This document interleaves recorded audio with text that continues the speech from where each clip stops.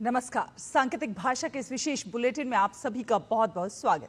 आपके साथ मैं हूं शहला निगार, मेरे साथ है मेरी सहयोगी मनीषा जो साइन लैंग्वेज में आप तक खबरों को पहुंचाएंगी। शुरुआत हेडलाइंस के साथ।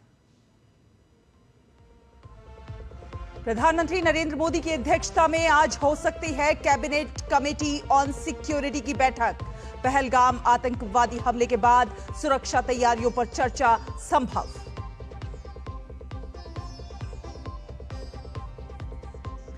संयुक्त राष्ट्र महासचिव एंटोनियो गुटेरेस ने विदेश मंत्री डॉक्टर एस जयशंकर को किया फोन। पहलगाम हमले की निंदा।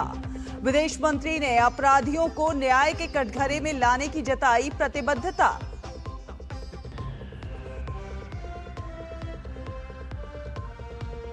पोस्टर विवाद में फंसी कांग्रेस बैकफुट पर।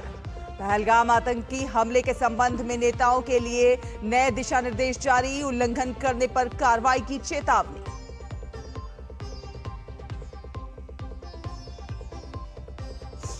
अक्षय तृतीया पर आज से शुरू होगी उत्तराखंड में 4 धाम यात्रा। यमुनोत्री और गंगोत्री धाम के खुलेंगे कपाट। यात्रियों की सुविधा और सुरक्षा के लिए सभी जरूरी इंतजाम।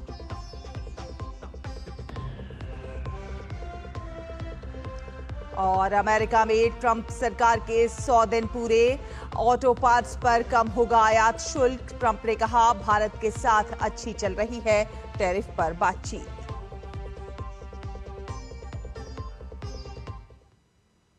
पहलगाम आतंकवादी हमले के बाद से पूरा देश आक्रोश में है। प्रधानमंत्री नरेंद्र मोदी ने पहले ही कह दिया है कि इस हमले का हिसाब आतंकवादियों और उनके आकाओं से जरूर लिया जाएगा। 22 तारीख को 26 निर्दोष लोगों की जान जाने के बाद से दिल्ली में बैठकों का दौर जारी है। खबर है कि आज फिर एक बार कैबिनेट कमेटी ऑन सिक्योरिटी यानी कि CCS की बैठक हो सकती है, जिसकी अध्यक्षता खुद प्रधानमंत्री नरेंद्र मोदी करेंगे। आतंकी हमले के बाद ये दूसरी CCS की बैठक होगी।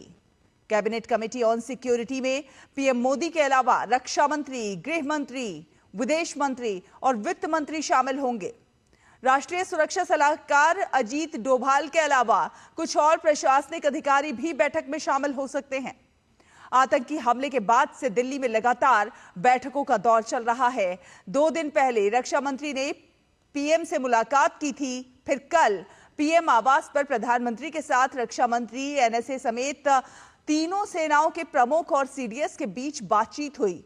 पहलगाम की बैसरन घाटी में 22 अप्रैल को हुए आतंकी हमले में 26 लोगों की जान गई है, जिसकी जिम्मेदारी लश्कर से जुड़े आतंकी संगठन द रेजिडेंस फ्रंट यानी कि TRF ने ली है, जिसके तार सीधे पाकिस्तान से जुड़े होने के सबूत सामने आए हैं। और इन सबके बीच सरकार का रुख स्पष्ट है। आतंकियों और उनके समर्थकों को किसी भी कीमत पर बख्शा नहीं जाएगा। संयुक्त राष्ट्र महासचिव एंटोनियो गुटेरेस ने पहलगाम आतंकवादी हमले की स्पष्ट रूप से निंदा की है। विदेश मंत्री डॉक्टर एस जयशंकर के साथ फोन पर हुई बातचीत में विदेश मंत्री ने गुटेरेस के इस कथन पर उनकी सराहना की। बातचीत के दौरान गुटेरेस ने पहलगाम हमले के मुद्दे पर जवाबदेही के महत्व पर सहमति जताई। सोशल मीडिया पोस्ट में डॉक्टर एस जयशंकर ने कहा कि भारत इसके लिए प्रतिबद्ध है कि पहलगाम में हमला करने वाले अपराधियों, साजिशकर्ताओं और उनके समर्थकों को न्याय के कटघरे में लाया जाए। कांग्रेस ने पहलगाम आतंकी हमले के संबंध में नेताओं के लिए दिशा निर्देश जारी किए हैं। कांग्रेस महासचिव KC वेणुगोपाल ने एक परिपत्र के माध्यम से निर्देश दिया है कि सभी पदाधिकारियों को सार्वजनिक संचार में अत्यधिक अनुशासन और निरंतरता बनाए रखने का निर्देश दिया जाता है। पार्टी की ओर से बोलने के लिए अधिकृत लोगों को 24 अप्रैल 2025 को पारित प्रस्ताव में CWC द्वारा बताई गई स्थिति तक ही सीमित रहना चाहिए।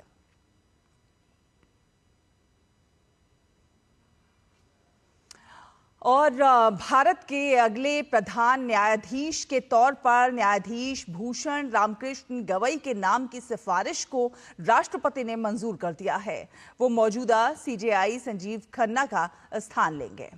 Justice B R. गवई 14 मई को भारत के अगले प्रधान न्यायाधीश के रूप में शपथ लेंगे। जस्टिस गवई वर्तमान में सीजेआई खन्ना के बाद सुप्रीम कोर्ट में सबसे सीनियर जज हैं। जस्टिस गवई भारत के 52वें प्रधान न्यायाधीश होंगे। सुप्रीम कोर्ट के जज के तौर पर जस्टिस गवई कई ऐतिहासिक फैसलों का हिस्सा रहे हैं। वे जनवरी 2023 के सुप्रीम कोर्ट के बहुमत वाले उस फैसले का हिस्सा थे जिसमें केंद्र सरकार के 500 और 1000 रुपए के नोट बंद करने के फैसले को बरकरार रखा गया था।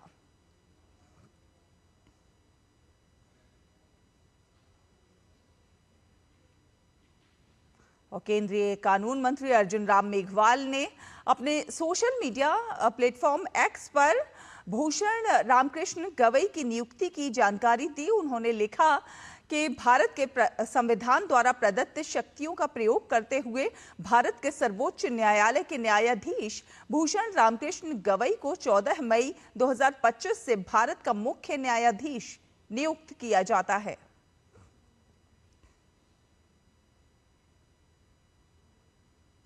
और उत्तराखंड में 4 धाम यात्रा की शुरुआत आज उत्तरकाशी जिले में गंगोत्री और यमुनोत्री मंदिरों के कपाट खुलने के साथ होगी।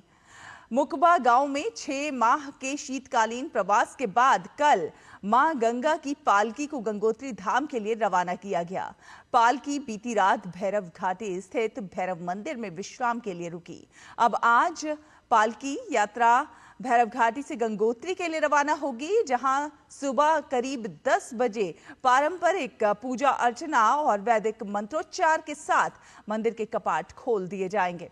वहीं मां यमुना की पालकी आज सुबह अपने शीतकालीन प्रवास खरसाली से यमुनोत्री धाम के लिए रवाना होगी, जहां मंदिर के कपाट आज करीब 11 बजे श्रद्धालुओं के लिए खोल दिए जाएंगे। केदारनाथ धाम के कपाट 2 मई को और बद्रीनाथ धाम के कपाट 4 मई को खुलेंगे। 4 धाम यात्रा 6 नवंबर तक चलेगी।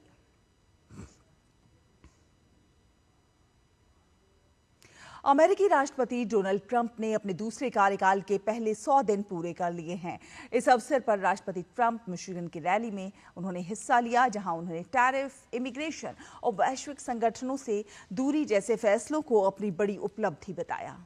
दुनिया के सबसे ताकतवर देश की कमान संभालने के बाद ट्रंप एक के बाद एक कई बड़े फैसले उन्होंने लिए, जिसमें दुनिया के तमाम देशों में खलबली मचा दी। कार्यकाल में सरकार ने कई देशों पर 26% तक टैरिफ लगाया, जिसका असर वैश्विक बाजार में भी देखने को मिला। और बात करें खेलों की, तो भारत की महिला टीम ने कोलंबो में चल रहे त्रिकोणीय सीरीज के दूसरे मैच में दक्षिण अफ्रीका महिला क्रिकेट टीम को 15 रन से हरा दिया है। कोलंबो में खेले गए मैच में भारत ने पहले बल्लेबाजी करते हुए 6 विकेट पर 276 का स्कोर बनाया। जवाब में दक्षिण अफ्रीकी टीम 261 रन पर ऑल आउट हो गई और मैच गंवा दिया।